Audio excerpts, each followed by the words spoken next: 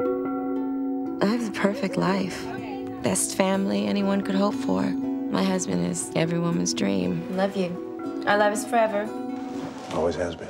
Always will be.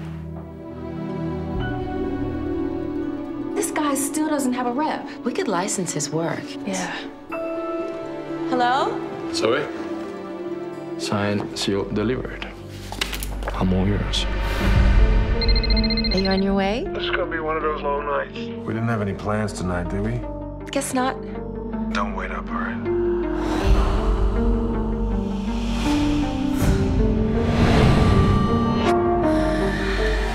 Zoe?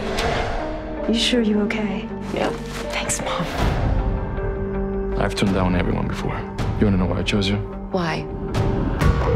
I wanna ask you for something in return. I wanna pain you. So that when you're not here, I can satisfy myself with a mere thought of you. What's in your mind, baby? We should talk about things. You're exhausted. I have to talk to somebody. Coming here, it's not an easy step to take.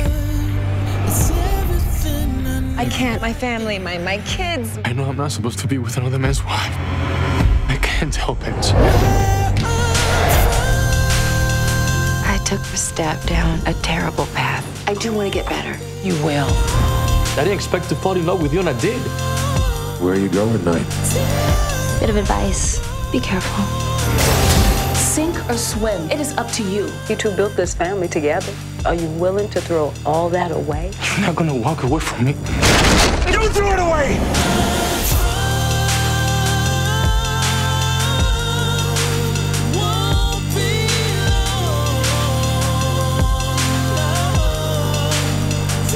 What did that man want? You have got to take control of your life before this addiction ruins it.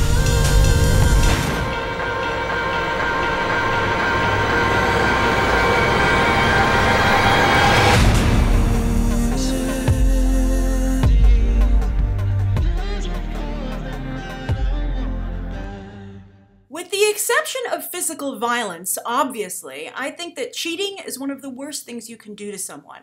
Because I think there's a lot of vulnerability involved in relationships, a lot of trust, and to betray that is really just a horrible thing to do, and really unsympathetic, which I think is one of my biggest problems with this trailer. It's not setting up this female protagonist in a sympathetic nature. When her husband yells at her and says, "You did this, you threw away our lives," I'm like, yeah, you did.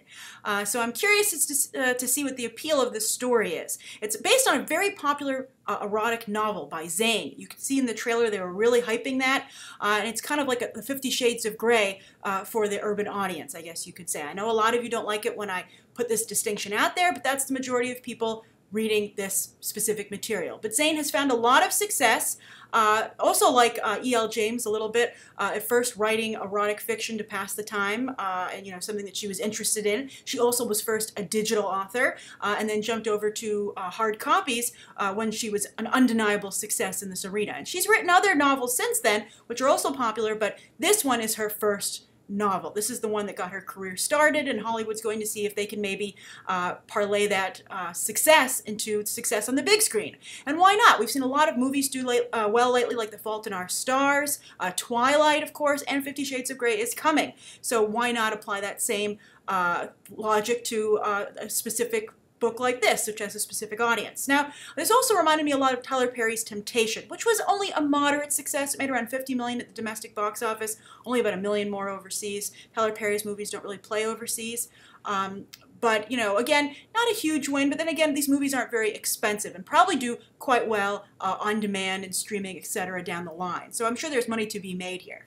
But I just feel that while Temptation to me seemed a little bit more sympathetic, as I said, the way this is set up, I don't really feel at all sorry for this lady. I don't understand her conflict. I'm just like, you flat out cheated on your husband, who, by the way, seems perfectly fine to me. Like, I don't know why she didn't say, when he said, "Hey, did we have plans tonight?" Why she wasn't like, "Yes, we did have plans tonight." And then he would have been like, "I'm so sorry, let's reschedule." Now, if he constantly does that, then she needs to bring that up. I mean, not only is there vulnerability and trust in relationships, there also needs to be honesty for them to work out. Oh, look, I've turned into a relationship counselor. But, I think that these things are all really important. And, movies like this, are tough to watch because it's not only sad and painful, but it's frustrating. Nobody likes these. This is a common problem in Hollywood. A lot of people have, as audiences become smarter, they become more aware of these kind of patterns where it's like, well, this all would have been easily fixed if you guys had just been honest with each other and had like a 5-minute conversation. People say that about Frozen, etc. It comes up a lot lately, and I think the same thing's happening here.